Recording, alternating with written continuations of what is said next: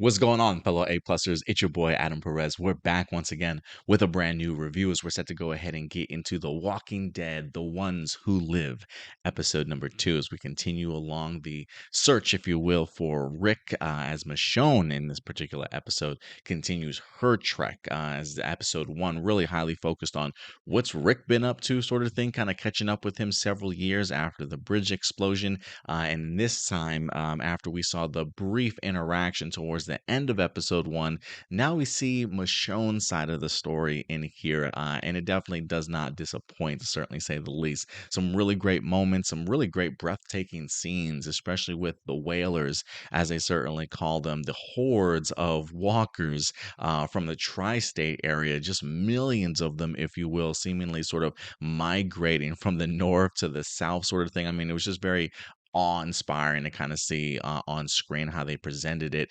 We got some introductions to some brand new characters in here that unfortunately didn't stick around long enough, if you ask me, and just a beautiful sort of reunion that I think a lot of us have really been hoping for. And I love the fact that they at least gave them a minute to kind of soak it in, and what I thought was just a really beautiful and breathtaking sort of sequence, just the way of it being shot, honestly, sort of like in the fall, kind of maybe getting into a winter time period, if you will. I thought the scenery was great. Granted, there's like a fiery helicopter certainly nearby, but to be able to kind of see it with like the mist, the cold breath, the snow kind of flurries kind of falling down, sort of thing.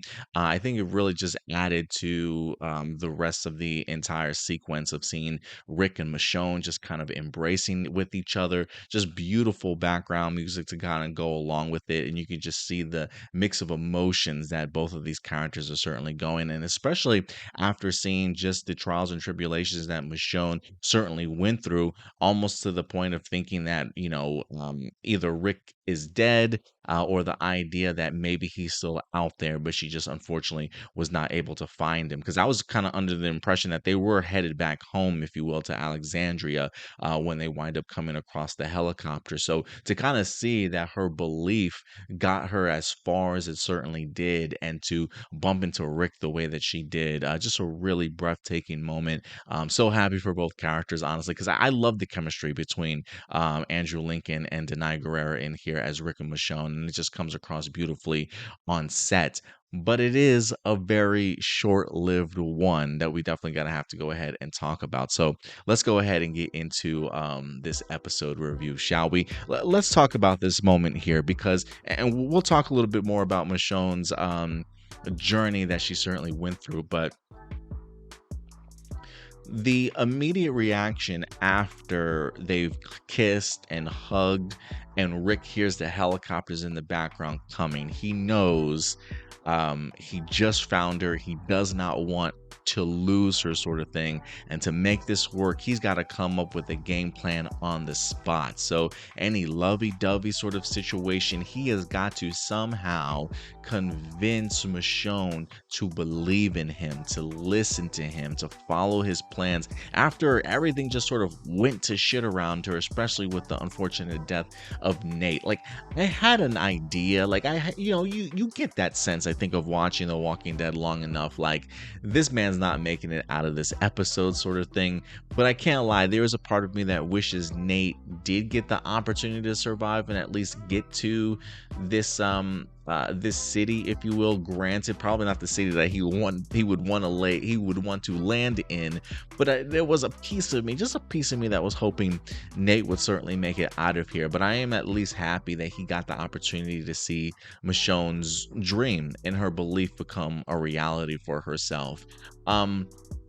So there is a great moment here too with Nate when Michonne is over his body, and before he even expresses his joy and is like, look where your belief got you, sort of thing, he asks her, is it the same person, like, or something along those lines, like, is he the same person, is he the same guy, sort of thing, like, in the sense of, has he changed on you? Is he different than what you remember?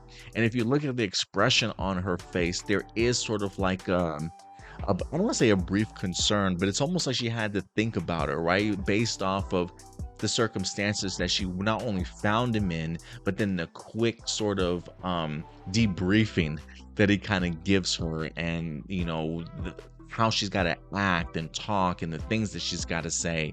Like, there is something different about the man, and she can clearly see it herself. And so I do think for a brief second she probably wants to say, I don't want to say she wants to say no, but I think in her mind she knows that something has changed with Rick.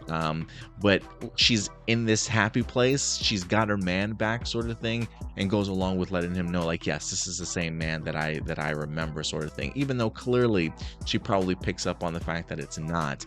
I think at the end of the day, she's just happy to be with him. She's clearly always going to trust Rick. But I definitely don't know if she understood fully the situation that she's going to find herself in as of right now. The idea of having to put her hands up like she's being captured by Rick, following every word that he says. And she's a quick learner, to say the least. And I one of the things that I did really enjoy about this episode too, it's just that the great parallels that we get at the beginning of this episode and the end of this episode, ending with a great close-up shot of Michonne sort of being interrogated as to why she is where she's at and who she is, and in both circumstances having to give like two completely different stories. And so, when this episode first started out, I thought to myself, oh man, like, what terrible situation is Michonne in, only to come to find out that she's amongst a pretty good caravan of people, right? Granted, they do leave people behind, but they're not out here about to bash her braids in with like a bat or something like that, right? But it's not until we get to the end where you start thinking to yourself, like, I'm really worried about Michonne here. Like, can she continue along with this act, if you will, and not be found out, sort of thing? Look, we're literally only in episode 2.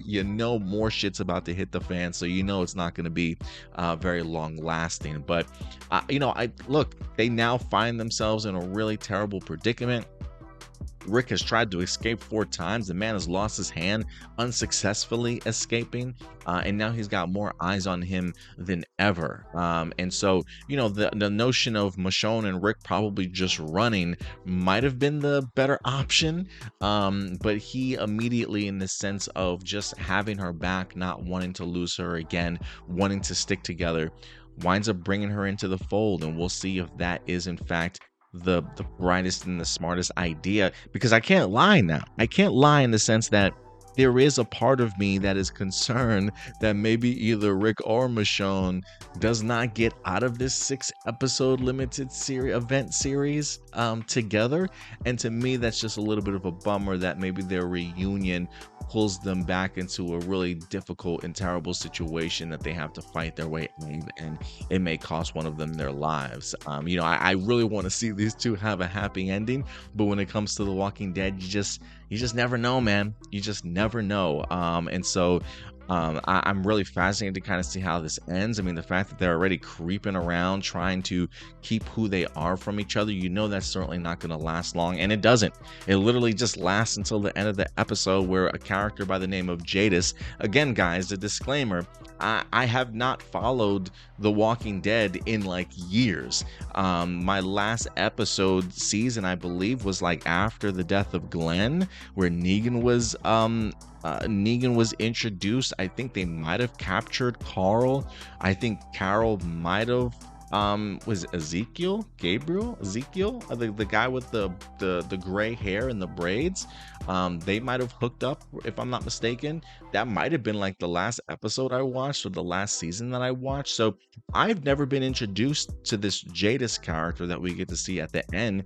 But doing a quick Google search on her, she clearly is very much connected into the Walking Dead universe, not just popping up on the Walking Dead series, but I think they even mentioned she was in The World Beyond also, which was another series I wanted to see, but unfortunately never did. And maybe Fear of the Walking Dead. So she already has a deep connection in the Walking Dead universe, clearly having worked or been a part of the CRM at one point in time, and clearly certainly still is. So she clearly knows who Michonne is. She clearly knows who Rick is. And the face-to-face off at the end of this just had me shitting my pants. Like, if Rick wasn't worried already, he probably should be, because she definitely seems like she's the type that definitely means business and is a hard ass and not somebody that you certainly want to mess around with. So the fact that his secret is no longer a secret, this is not going to be an easy situation for them to come out of. And so I'm legit worried for the two of these characters. So we'll see how the rest of this series goes.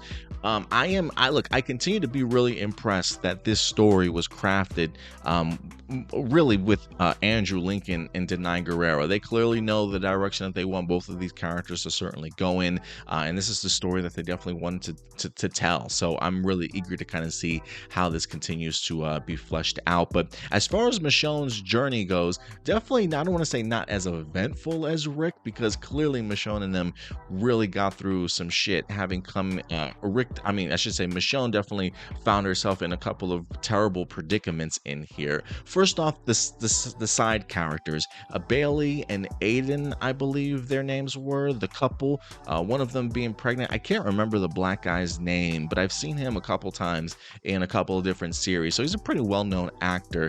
I was kind of hoping that he would have a bigger role to play, but they're kind of semi-forgetful characters for me, besides the fact that the girl unfortunately was pregnant, and both of them wind up dying off in here. But the standout to me was definitely Nate. I really dug Nate. I love this backstory about his mother that worked 14-hour days, him just kind of being bullied as a kid because of the fact that he was short.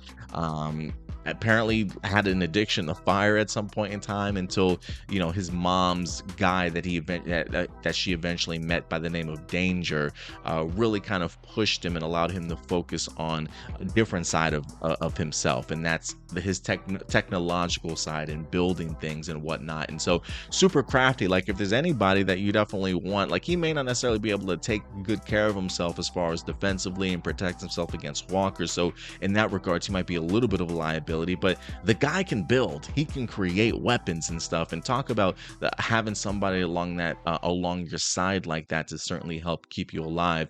A great asset to certainly have around, and I really love his personality. I really love his humor. I love his realness, honestly, and I thought him and Michonne had some great chemistry on sets, and that's one of the reasons why I was really bummed that he didn't make it out of the end of this episode, because I really wanted to see where else Nate could certainly take his character, would certainly take his character. So unfortunately he winds up dying, but the idea that they were getting closer to Pennsylvania, and the CRM really gassing the small little caravan that Michonne and Nate and everybody else was certainly a part of, was just certainly brutal to watch. I think they dropped what he said was like a chlorine gas on everybody, which just choked your lungs.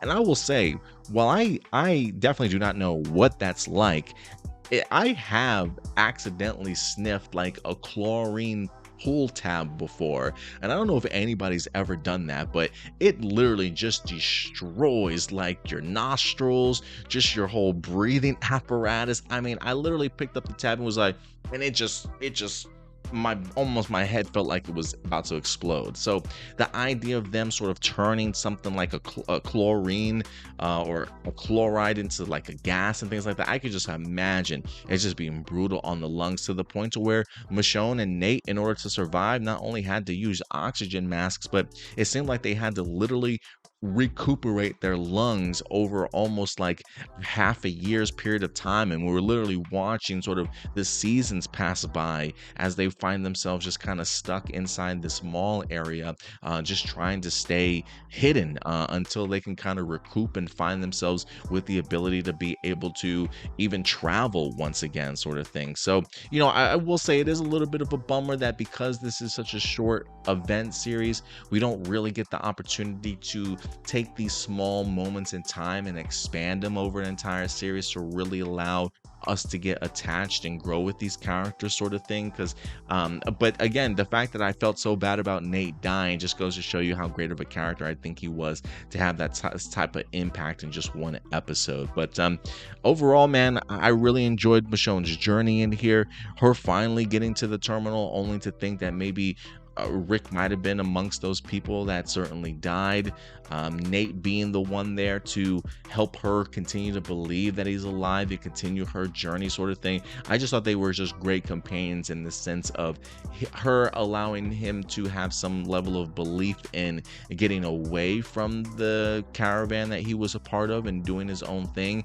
And the same thing with her in the sense of continuing to push along with her particular journey. And I gotta say, one of the craziest scenes I saw in here, the idea of her on her own trying to traverse across sort of this these walkers or these whalers as they called them. I think they said that it was like a 5 mile span of walkers or some crazy shit like that. But just seeing it on screen was just incredible. I mean, even the small little explosions that she created and seeing the hordes of them kind of go towards it, you're just thinking to yourself, like, there's no way she's gonna certainly make it across here. So clearly she eventually does with the help of those that separated themselves from the rest of the caravan. But just as far as a sight to behold, something to see on the small screen, it was pretty incredible to see all those walkers out there and her with her badass sort of samurai outfit on that Nate winds up making her in here. So some really great moments. I still think I enjoyed episode 1 more, but for me, things really picked up, and I think my anxiety certainly started kicking in towards the end of this episode when you realize just how much Rick has to scramble, the situation that he's now put sort of Michonne in. I can't blame him because of the fact that they want to be together, but man, there's a part of me that just wishes maybe their quick decision making